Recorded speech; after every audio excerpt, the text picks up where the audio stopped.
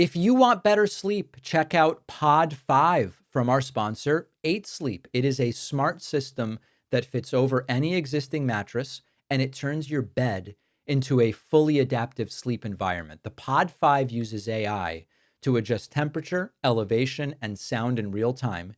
Each side of the bed can cool or heat independently, and the new Pod blanket extends the comfort from head to toe.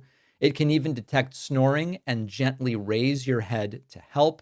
This has transformed my nights because I'm a hot sleeper. The Pod 5 keeps me cool, so I wake up feeling more rested.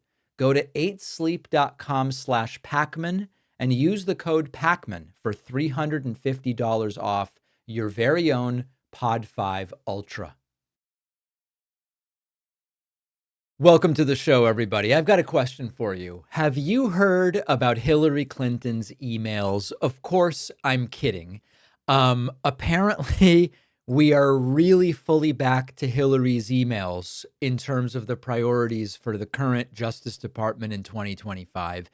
And I'm sort of opening it this way, but this is really about something else. This is really about Jeffrey Epstein. This is really about the smothering and the cover-up that we are now seeing carried out at Donald Trump's direction by the Department of Justice, by the FBI.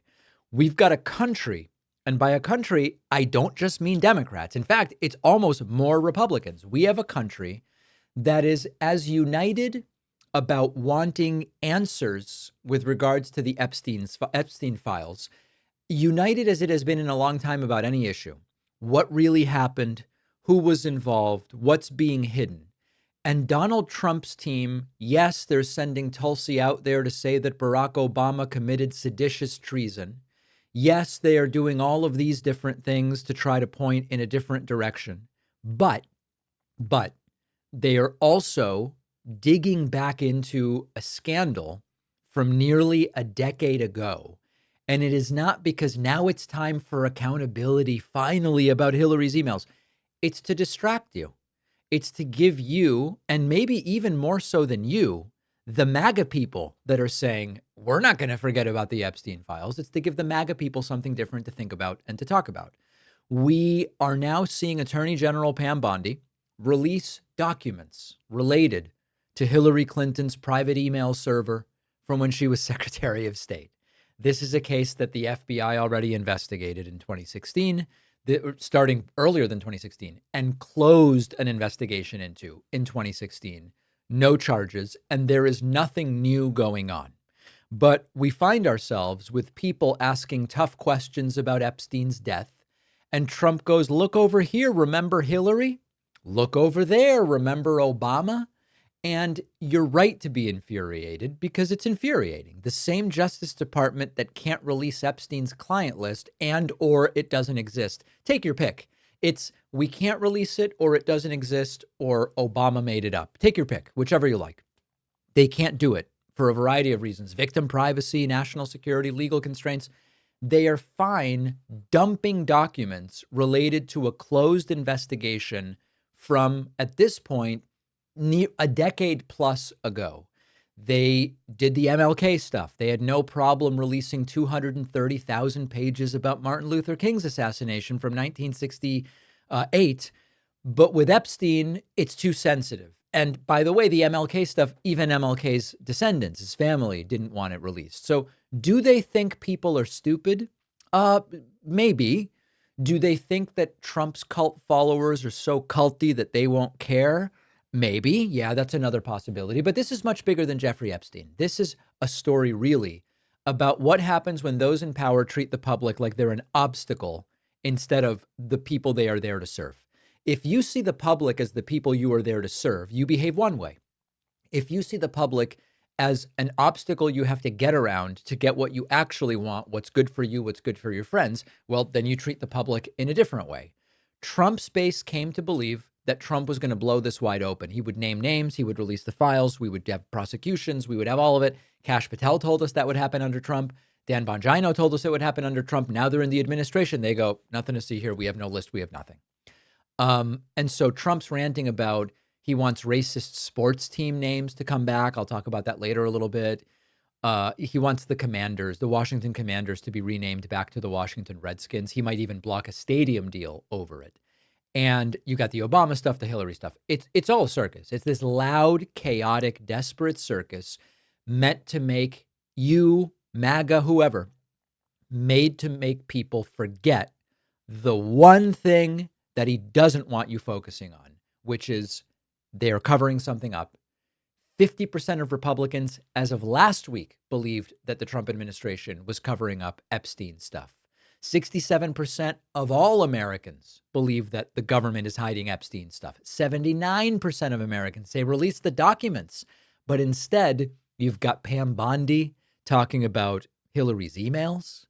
You've got Pam Bondi, or Tulsi rather, talking about Obama's treason. And so they're hoping you won't notice. They're hoping you'll give up. They're hoping you'll shrug and say, we may never know, but we're noticing. And so this is why we aren't really asking, have you heard about Hillary's emails? We're asking, what are you so afraid about us finding out if we get the truth about Epstein? Will we ever get it?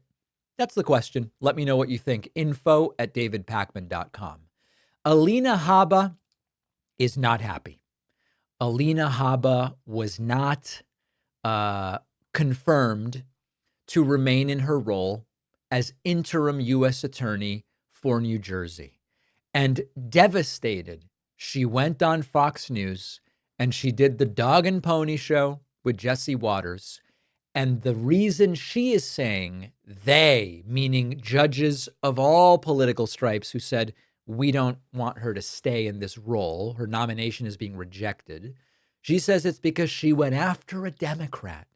Always the victim. Poor Alina. And she joins us now. So are they trying to take you out because you indicted a Democrat for assaulting an ICE officer? It sure sounds like it, Jesse, doesn't it? I mean, would it be the first time that anybody's been attacked for doing their job and doing it well? Look, This is the theme for MAGA. And the Alina Habba story is a little bit sadder even. So first, let's talk about the theme for MAGA. The theme for MAGA is always, we did everything right. Unfairly, we are being targeted. Do I even have my Trump indicted here? Oh, I don't have it. Wait. I love Tesla. No, that's not it. Anyway, I did everything right and they indicted me, right? So the theme from MAGA is we're never doing anything wrong. And yet they're coming after us. They're coming after us for helping the country. They're coming after us for dealing with criminals. They're coming after us for improving the economy. We do everything right and they come after us. So Alina Habba has learned, in a sense, by being around Trump and being in Trump's orbit, that is a rhetorical crutch you can always lean on.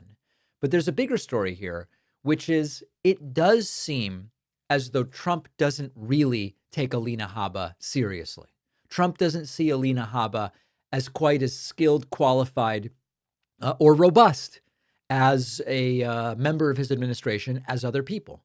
If you think back a year and a half ago or so, there were these rumors floating about, oh, we could have Attorney General Alina Habba. And instead, Trump nominated Matt Gaetz. When that imploded, he went with Pam Bondi. But the truth is, Trump doesn't really respect Alina Habba in the way that he would have to if he was going to give her a more serious or important role. And so he sort of threw this interim U.S. attorney for New Jersey thing at her. And now it seems as though she's being removed as quickly as judges are actually able to do so. And to a degree, it seems part of this might be as a result of what happened with the case in which she represented him, the E. Jean Carroll. You know, there was this massive verdict against Donald Trump. And you could argue in some sort of sense, Alina Habba is maybe not responsible, but she allowed this huge verdict against Donald Trump. And sometimes what happens is you might have someone who's a good TV lawyer. You like the way they advocate for you on TV, but they're not always the best legal lawyers, like lawyers actually representing you in court. And so it may be for other reasons that we don't know. It may be because she didn't represent Trump as effectively as Trump might have wanted. But Trump's lack of respect for Alina Habba is a big part of why he put her in a role where he can't really ensure that she stays in it. And now she is going on Fox News and whining about it. Couldn't happen to a nicer person, right? I've got a stunning video to play for you of MAGA Mike Johnson, who is the Speaker of the House of Representatives right now. Not only is this an elected member of the House, he is the Speaker of the House. He is throwing out another little wrinkle that they're throwing everything at the wall to see what sticks on the Epstein stuff. How can we protect Trump? That's the most important thing. And what MAGA Mike Johnson throws out there is, Biden might have even doctored the Epstein files. Now, of course, there's a couple problems with that, and I'll tell you what they are in a moment. Quickly weigh in on Epstein. Many are hoping to see more of those files released. There could be future court proceedings. Is there any reason that you have to believe that any documents were tampered with by so-called deep state operatives? Look, it hasn't been my area that I've worked on. Unfortunately, I wish I knew more about it. It's been in the Department of Justice. One of our concerns is, of course, that it was held in the hands of the DOJ leaders under the last administration, the Biden-Harris administration. And we all know how crooked and corrupt so many of those top officials were, how they engaged in lawfare against President Trump. And he has a concern, and I do as well, that things could have been doctored in those records. So that's part of the concern. But we have a concern. Trump has the concern. MAGA Mike has the concern that the Epstein files could have been doctored by Biden, because he and the people working for him were obviously so corrupt. There are two really important issues with this argument. Number one, if Biden had the Epstein files doctored, or if people working for Biden did, it would be because they would want to get some utility out of that. So why didn't Biden release the files? Now you could say, well, it's better if Biden doctors the files, but then waits to see if Trump will release them. But we all have known for years that Trump knows he might be in the Epstein files and he's unlikely to release them. So it's a very stupid strategy if you are anyone associated with Biden to say, let's doctor the Epstein files to make Trump look bad and then wait for Trump to release them. He never would. Not to mention, Joe Biden was planning on being reelected, or at least Kamala Harris being reelected. And so none of it really makes any sense whatsoever. But there's a broader question. Remember that Jeffrey Epstein's arrest happened when Donald Trump was president. Remember that Jeffrey Epstein's death happened when Donald Trump was president. Why, if Trump really wanted to release the files, why wouldn't he have done it before Biden became president? Why was it that that wasn't an option? And now Trump's only option is to release possibly doctored files post-Biden. If he wanted to release the files, he could have done it already. So none of this makes sense. And I know a lot of people are writing to me saying, how does this make sense, David? What does he mean? It seems that there are logical problems with this. You are completely and totally correct. It doesn't make any sense. But MAGA Mike has shown like Tulsi, they are willing to say anything to help defend the position of this administration and to protect Donald Trump. Donald Trump this week did that thing where he has one of his aides explain to him the executive orders that he's about to sign. This was a big AI week at the White House, artificial intelligence. You might remember that much like Donald Trump once said, everything is computer now. Trump said everything is AI now. And here is Trump sitting down and having it explained to him like he's a little kid. What am I about to sign? Mr. President, the first executive order that we've prepared for your signature today relates to federal permitting for data center infrastructure. As you mentioned during your speech, this is a crucial issue affecting the entire AI industry. What this executive order will do is establish fast-track permitting and ensure that the federal government is working to get data centers approved and through the permitting pipeline as quickly as possible. This is the real AutoPen, folks.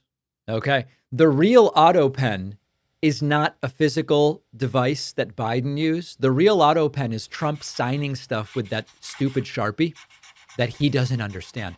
Does anyone think Trump understands data centers? I mean, come on, guys. And the fact that this happens again and again, and nobody in the media questions whether Trump is even coherently able to understand what he's signing. Every time they talk about the AutoPen, they should say, do you even understand the stuff you're signing? Like, we know you signed it, but you don't get it. Is that any better than a president saying, use the AutoPen for these things? Another one of these, the same official explains to Trump, they've got another one of these AI executive orders for him to sign. This one is Oh God. They don't want woke AI models. They want non-woke AI models. And lastly, sir, as you said in your speech, we don't want woke AI. We want AI models based on accurate information that give accurate information and accurate answers. This executive order will ensure that when the federal government procures or promotes different AI models, that those AI models are ideologically neutral, that they don't embrace wokeism and critical race theory and all of these terrible theories that have done so much damage to our country. Yeah.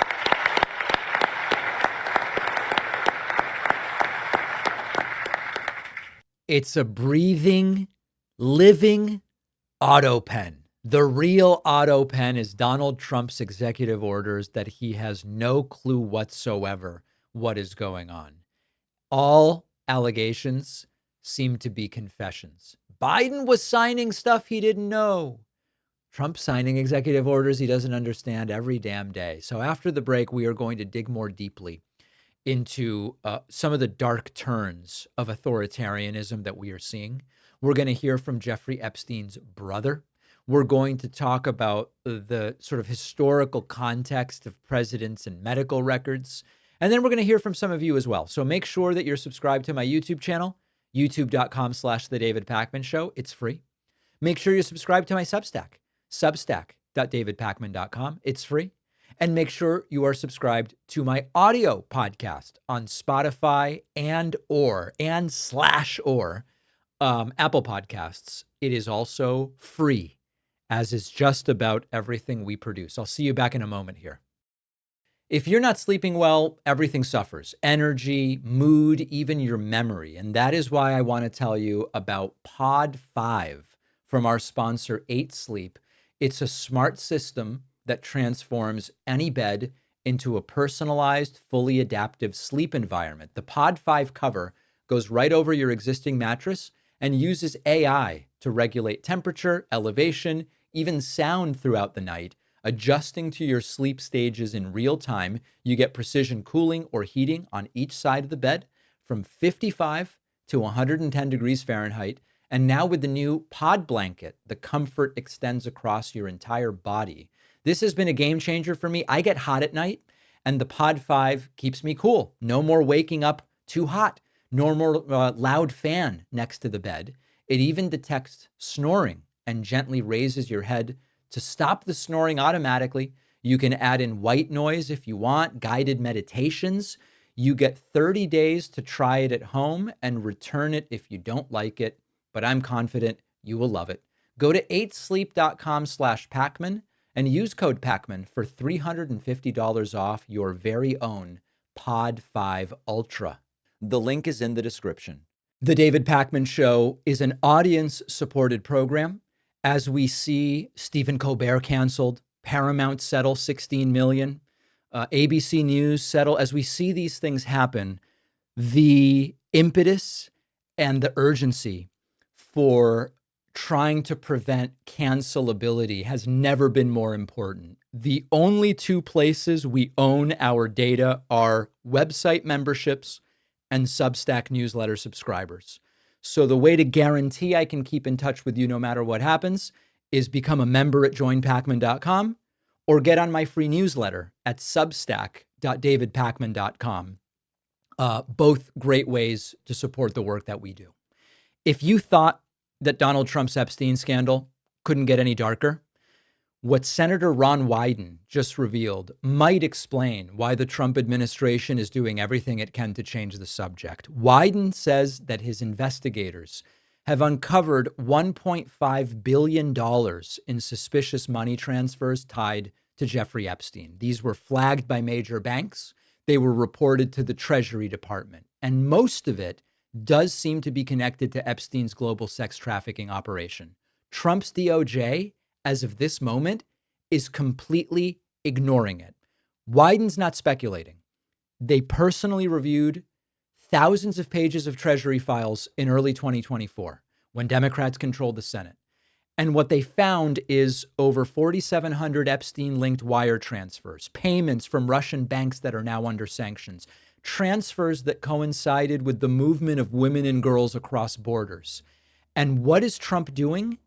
His Attorney General, Pam Bondi, says there's no Epstein client list. There's not going to be more charges. She's closing the door.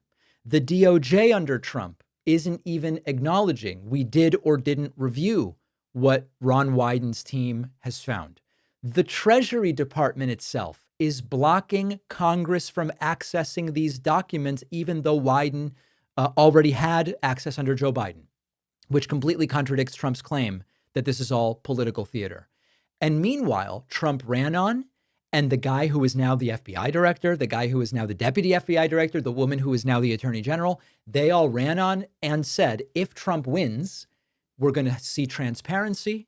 We're going to finally get to the bottom of Epstein's sex trafficking operation.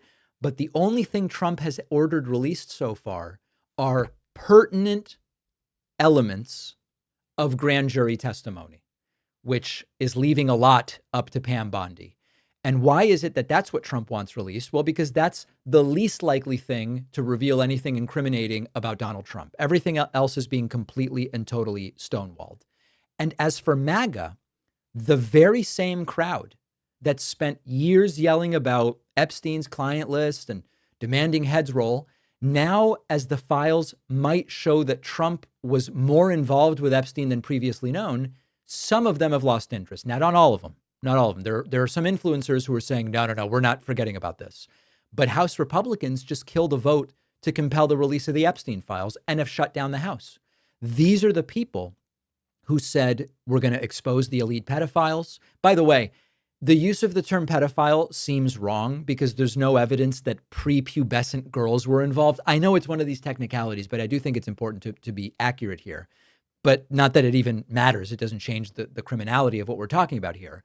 But all of a sudden, when they're going to expose pedophiles and the trail leads to their guy, they go, whoa, we got to shut the engine off, abandon the car and walk away.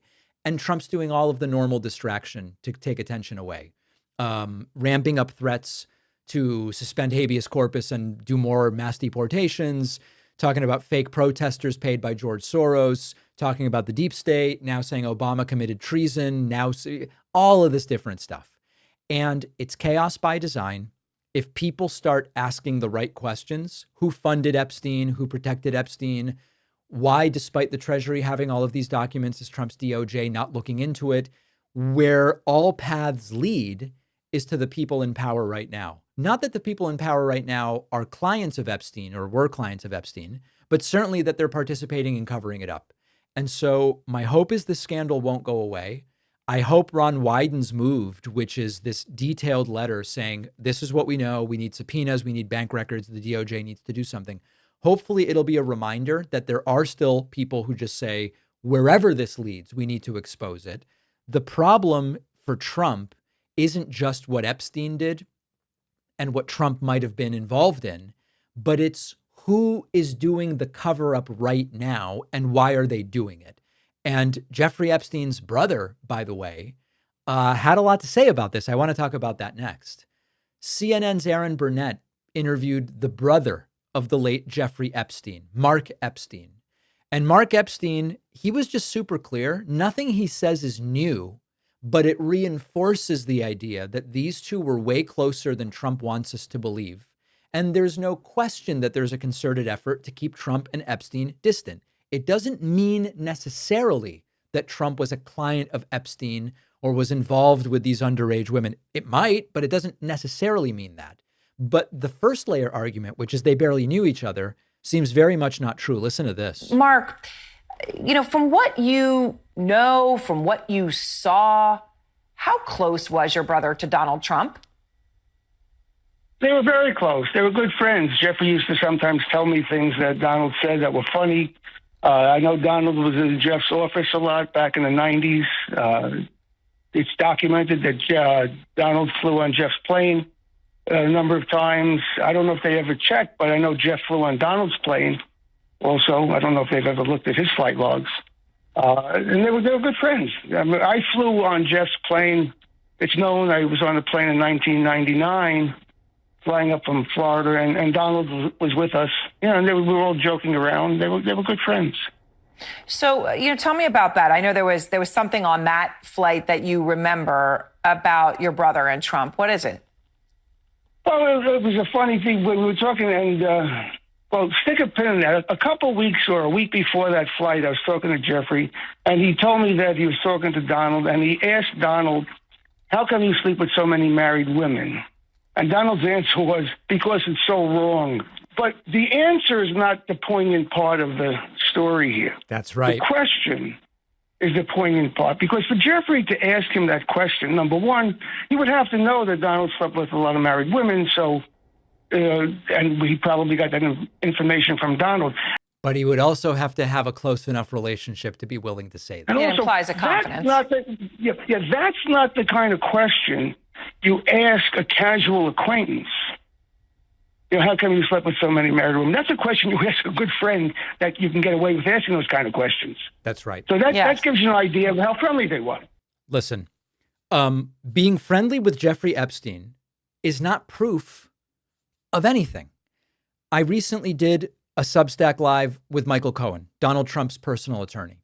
And Michael Cohen has been very clear since leaving prison about allegations that have been made which he has knowledge of, and allegations which don't have which don't relate to anything that he experienced. And he said to me, and he has said elsewhere, in the time that he worked for Trump, he never saw Jeffrey Epstein. He had no awareness of Trump being with Epstein, no planes, no nothing. He admits that was after the time during which that stuff was alleged to have happened. The point is, simply having spoken to someone or been friends with someone 30 years ago doesn't prove you were committing crimes with them 15 or 18 or 20 years ago. The issue is that the panicked nature, Ghislaine might testify. No, try to stop that. They're going to try to put out this information. No, don't put out nothing. And when the pressure gets too big, well, put out just pertinent parts of grand jury testimony, which, by the way, still haven't come out, and maybe they will, maybe they won't. But then they're preparing to throw Pam Bondi under the bus and saying, listen, Trump said put it out. It's Pam Bondi who didn't publish it. You don't behave in this way if you are innocent. And so I don't even think that, certainly not in a legal setting, what we know so far, what we know for sure about Trump and Epstein, does not prove the worst theories about it. But the degree to which they are trying to cover it all up and smother it and change the subject and distract, that is not the behavior of innocent people. That's where my mind is at right now, trying simply to follow the facts as far as we can. Let's take a quick break. Make sure that you are subscribed to the YouTube channel, youtube.com/The David Pakman Show. The David Pakman Show is an audience-supported program, and the best, most direct way to support the show is by becoming a member at joinpakman.com. You'll get the daily bonus show, the daily commercial-free show, and plenty of other great membership perks. Get the full experience by signing up at joinpakman.com. The American public is increasingly demanding answers about Donald Trump's health. There have been weeks, really months, of this viral speculation because Donald Trump's swollen ankles and bruised hands, and subsequently made up bruised hands to cover the bruising with makeup, have led to the White House saying, fine, something's going on with Donald Trump. And what it is simply chronic venous insufficiency. It's common. It's harmless, it's benign, it's typical in a guy of Trump's age. But the problem is that answer has now only fueled even more questions. And thousands of people have now signed a petition demanding that Donald Trump finally release the full damn medical record, include a full cognitive evaluation, include a neurological evaluation, something that has been done for a very long time with presidents. Trump's almost 80. He's obese. He doesn't look good. The stakes are high. He's got the nuclear codes. That's what should be done. Now, before we get into the sort of text and the details of the petition, listen, I am not an unreasonable man. I think that the idea of simply diagnosing stuff from pictures of Trump is not scientifically or medically rigorous. And there are medical influencers I know personally who have made videos over the last couple of weeks, and they've said, listen, chronic venous insufficiency isn't very serious. It is benign. And we really can't diagnose Donald Trump just from pictures, all of which I agree with. The problem is that you can't abstract the details of this from the environment into which we are told months after very strange things started being noticed on Trump, that it's merely chronic venous insufficiency. Part of the reason that we struggle to accept that that's the truth is because there's a decade of dishonesty about Donald Trump's health. Okay, maybe there's at least 6 years of dishonesty about Donald Trump's health. The propaganda documents about Trump being so healthy, an original propaganda letter from Trump's doctor, who subsequently died, where Trump reportedly just had him sign something that Trump and his people had put together. Trump during COVID, when we were told it's because he's the president that he's going to Walter Reed in a helicopter, totally routine. But then later we learned actually doctors were worried his condition was deteriorating. If it got worse, he would have to be taken there on a stretcher, and that would look bad. That was the real reason he went, but that's not what we were told. Trump appearing to have required oxygen during COVID, but when doctors were asked about it, they said Trump is not on oxygen, present tense. Another way to avoid saying he was on oxygen. So that's number one. There's a history of lack of transparency.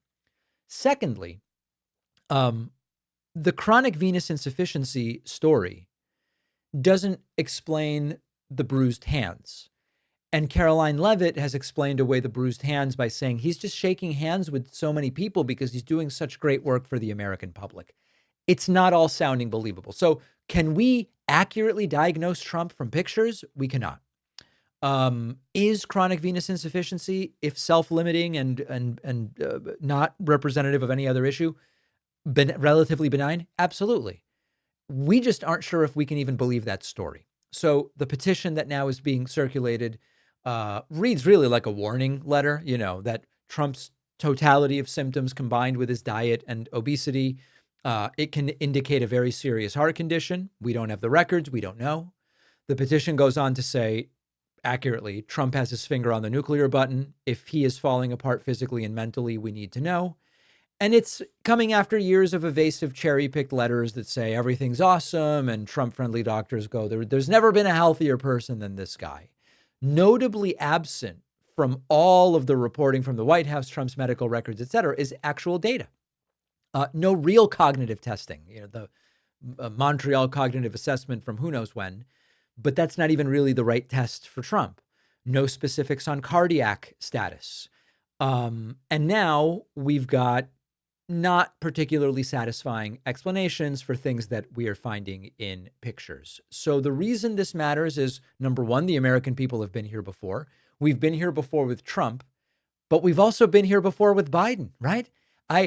If I'm completely honest with you, which is always what I am, I've now, as you know, interviewed Jonathan Allen on his book Fight. I've interviewed Jake Tapper on his book Original Sin. And my belief right now is that there was an effort to cover up decline of Joe Biden that the people around him knew about.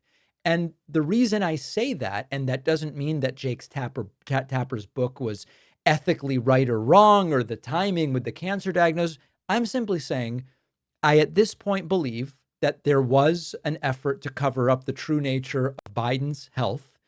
A lot of what's described in these books I saw with my own eyes when I was at the White House and Biden delivered just holiday remarks to a relatively small group. It was very short, and he did it with a teleprompter, and it didn't sound awesome. I thought, is this normal? Is it normal when you've just got some people at the White House, you pull out a prompter? And the reporting is that it is not normal. And the reporting has been that Biden's meetings with people were sort of kept short and they were formulaic. And that's exactly how my meeting was with Biden. So, of course, at the time, I had no reference for comparison. Now I do. So we've been through this. We've been through it with Trump's lack of medical transparency. We now know what was happening during the Biden administration, or, even if 10% of what's been reported is true, it was still happening to a degree, and it seems to be happening again with Donald Trump. We were told Trump would be different. He was going to drain the swamp, but he filled it. We were told he was going to be transparent, but he's not being transparent. And he claimed that he's in perfect health. And, he's swelling up and stumbling through bizarre speeches about the Unabomber and his dead uncle and who knows what. So I do think a few other things that are relevant to mention. In a sense, whether Trump's seriously ill or not, he shouldn't be running the country. His ideas are terrible. He doesn't respect democracy. He shouldn't be running the country either way. At the same time, do we need any possible path to getting him out? I would say, sure. And would his doctors continue saying he's in perfect health even after he's dead? Maybe they would. So I don't know that we can really go by them. Maybe the most sort of biting irony here, even though it's tragic, is that after years of Trump saying Biden's unfit, Biden's out voluntarily, and Trump's not even doing the bare minimum as president. So the bigger picture, of course, the medical records, it's not really about Trump's ankles and hands. It's about truth, accountability, and transparency that he promised. The fact that millions are watching this aging, erratic president crack daily under pressure while his administration gaslights the country with North Korea-style press releases and press conferences, it's all a disaster. And the bottom line is, when a president hides their health, lies about it, jokes about nuclear weapons in the same breath, it's terrifying, terrifying. And now people are saying, even people on the right, we've got to see that full medical record. Donald Trump's White House press secretary, Caroline Leavitt, confirmed it's not a joke. Trump really wants sports teams to bring back racist team names. It's really important to Trump that the Washington Commanders go back to being the Washington Redskins. We should go back to the Cleveland Indians. Caroline Leavitt was asked, is Trump serious about this shit? And she goes, yes, he is.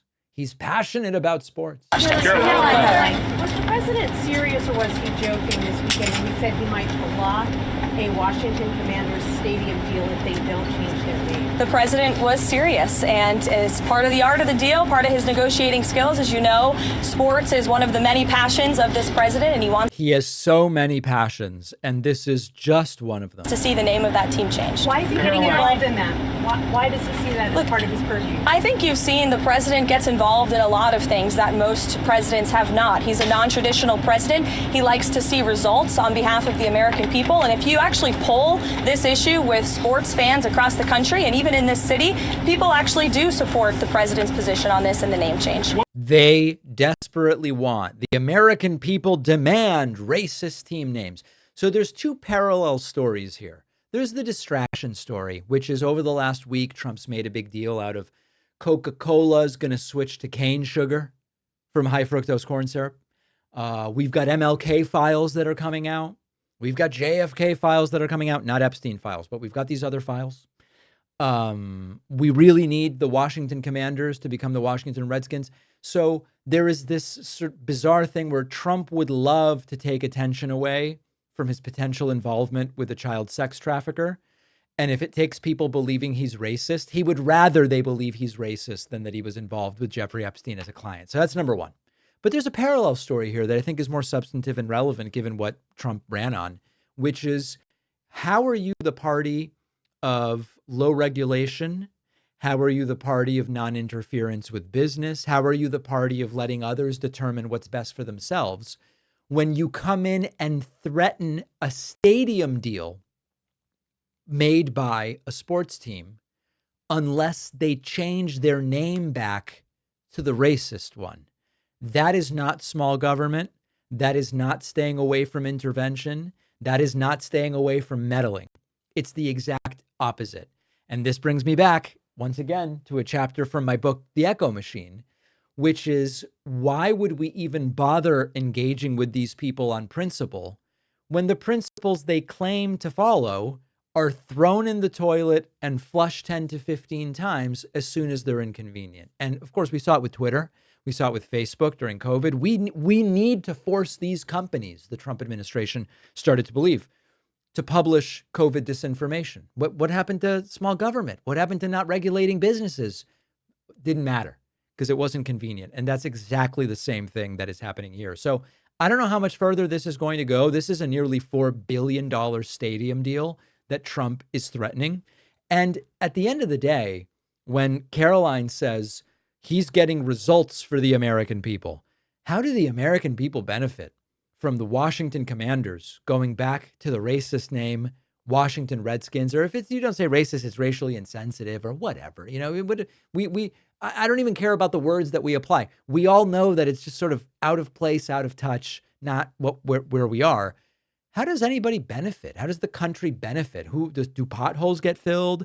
Does anyone get health care? Give me a break. And Caroline Leavitt, there is nothing so low that she won't stoop to defend it. And that's where we are right now. If you like this show, I would love for you to get my Substack writing. Each day, I'll send you a rundown of what's on the show, what's happening, what matters, why. It's free, no spam. Substack is also the only place where we own our data. So if we get censored on social media or on any platform, Substack's going to be the only way I can tell you what is going on. Sign up now at davidpakman.substack.com. All right, let's get into Friday feedback, where we hear from you on email, YouTube, TikTok, Spotify, Substack. We accept feedback on just about every platform, but you can always email info@davidpakman.com if you have something to say. We start today over on Reddit, where Reddit user Walter Yates SG has a question about calling into the show and says, I apologize if this is posted somewhere I didn't see it. Is it still possible to call in live on Wednesdays? If so, how? Are members prioritized in getting through? We eliminated the live calls segment. At this point, it feels like years ago, but it might have been about a year ago. And just to kind of refresh the why, most of the calls were very low quality. We had, number one, a lot of regular callers who couldn't get a question out.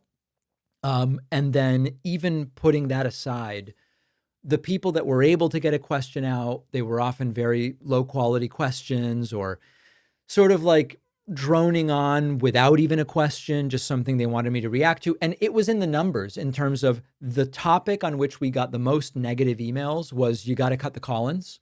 And the views were just extremely low. The content wasn't engaging, and it was generating a lot of people who said, I'm tuning out from this. So we got rid of it. And so now, number one, we're able to include more stories on the Friday show. Number two, way fewer negative emails from people saying the segment is totally wasted.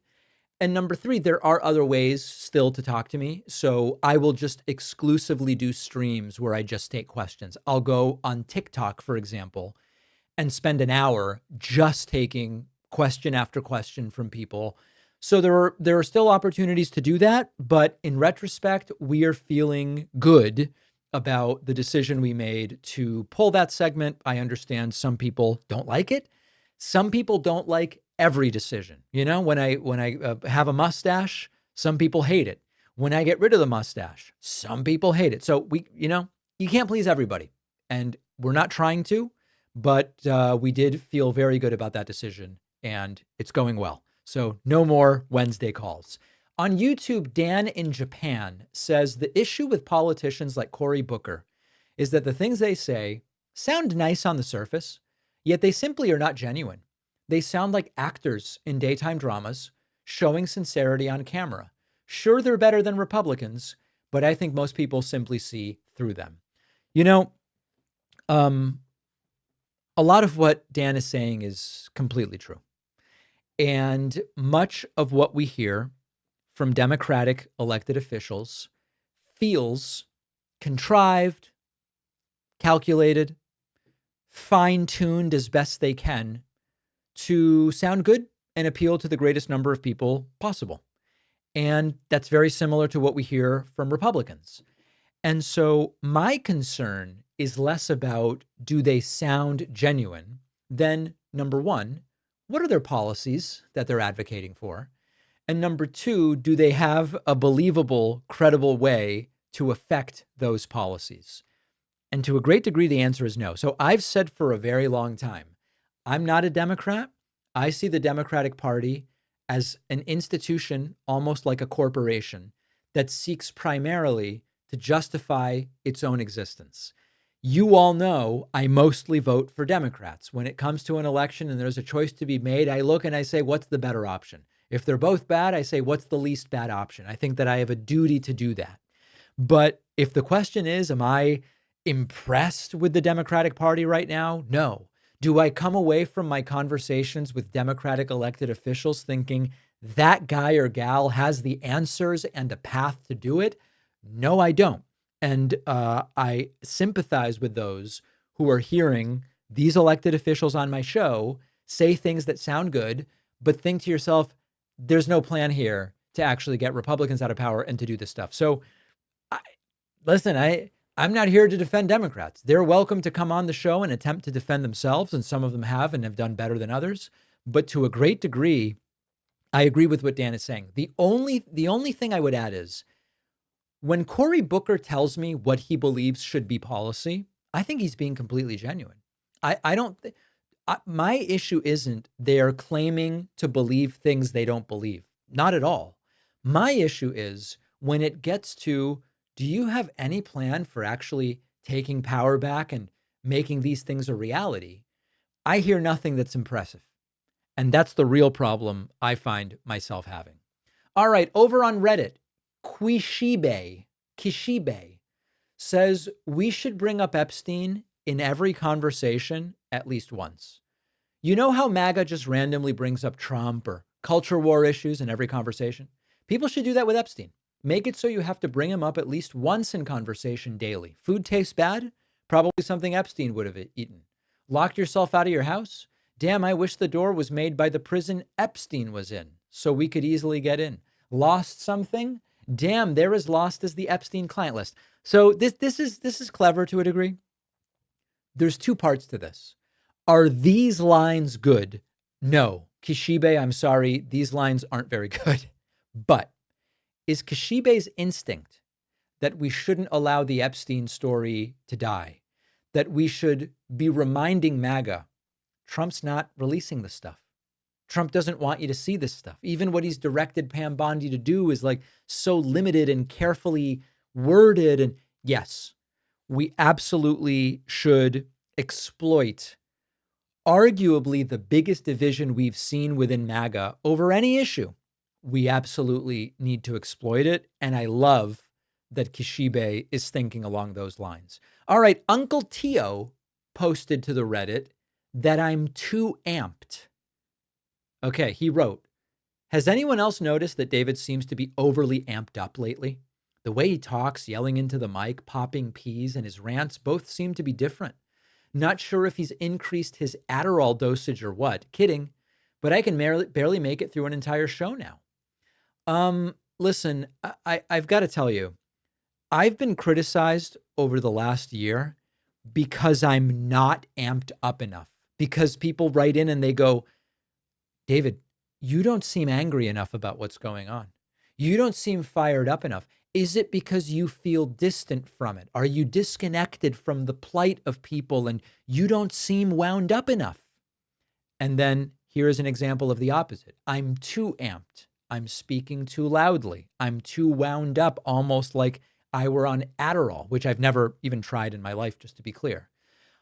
This is a reminder that no matter what I do, people will be on opposite sides. I'm being too tough or not tough enough on a particular elected official. I'm speaking too loudly or too quietly. The show is too long or it's too short. So if I popped a pee, I did move my mic back just a hair the other day because we thought maybe there was a little pee popping going on. But I always am reacting genuinely. I'm always reacting in the way that I think will best allow me to communicate what I believe, and if there are steps to be taken, what those steps should be. That's where I'm at. Eric Pugh on YouTube wrote, independent here. Some issues I'm conservative, some liberal. But this Epstein blackmail operation is beyond disgusting. We need all Americans to unite on this. I agree. As I've said many times before, when there is an issue that has an air of being post-partisan, that could be the thing that finally unites America against MAGA, we have a responsibility to exploit it. And in a sense, that's what is potentially happening right now. We are hearing, if you look at the polling, Democrats and independents essentially united on, should the files come out? Is Trump covering it up? Is Trump probably in the files? But interestingly, Republicans are almost there. We looked at a poll last week. Half of Republicans, believe that Trump is covering up the Epstein stuff. So Eric Pugh is completely correct. His view does reflect the view of the country, and we've got to exploit it. Ellen Leffler wrote on Spotify, love the preview. Good to know beforehand what's going to be discussed. Thank you. Much appreciated. So we are now doing a daily preview podcast. We've got this hour to hour and 20-minute show that we do each day. In the morning, we do a 3-minute preview, which is just the news. So it won't be like my analysis of Tulsi says Obama committed treason, but it will be Tulsi says Obama committed treason for this reason. So it previews the show, but it's also a sort of non-political. It's not politicized. It's just the facts. 3-minute podcast, which maybe is more salient to send to people in the middle or on the political right. It's on our Substack. You can have it emailed to you every day or not, and you can just see it on the website at substack.davidpakman.com. But I love the positive feedback. People are liking it, which is great. Caleb wrote in and says, love the podcast. I'm a member with a discount code, but still not a hater. Why does the audio of the Substack interviews for David have lower quality? Love the content, but the robot kind of voice was shocking. Yeah. So right now, Substack Live happens on your phone. And I just have been using my built-in phone microphone. Now, here's what I'm going to tell you. We're always looking to make the show as good as possible. Because we've been getting complaints about the quality of my audio on the Substack Lives, I now have a better microphone that does work with my phone, which I will be debuting very soon, all in the effort of making it sound better and be more engaging. I know that bad audio makes content not engaging, so we are working to fix that. I appreciate the feedback. On YouTube, Josh Lepley wrote, I love seeing David's views going way down. It's glorious how people realize this channel is garbage. Well, reports of the death of the show have been greatly exaggerated. For over a decade, every month, people go, you're circling the drain. Your views are collapsing. No one's watching. And every year, we do better than the previous year. Is there a seasonality to what we do? Sure. Are years after elections usually less busy? Yes. Are we still on track for the best year ever? Yes, we are. And so I'm so sorry, Josh, that that's upsetting to you, but everything is fine. And maybe next year, but it seems this year we're going to be okay. We've got a phenomenal bonus show for you today. Sign up at joinpakman.com. You can get yourself a membership, or you can gift a membership to the now more than 4,000 people who have asked for a free membership. If you would like to request a free membership, do it at davidpakman.com/free membership. We'll see you on the bonus show. We'll be back next week. Thanks a lot for watching today's show. I just want to take a second to tell you about today's sponsors. If you want better sleep, check out Pod 5 from our sponsor, 8 Sleep. It is a smart system that fits over any existing mattress, and it turns your bed into a fully adaptive sleep environment. The Pod 5 uses AI to adjust temperature, elevation, and sound in real time. Each side of the bed can cool or heat independently, And the new Pod Blanket extends the comfort from head to toe. It can even detect snoring and gently raise your head to help. This has transformed my nights because I'm a hot sleeper. The Pod 5 keeps me cool, so I wake up feeling more rested. Go to 8sleep.com/Pacman and use the code Pacman for $350 off your very own Pod 5 Ultra.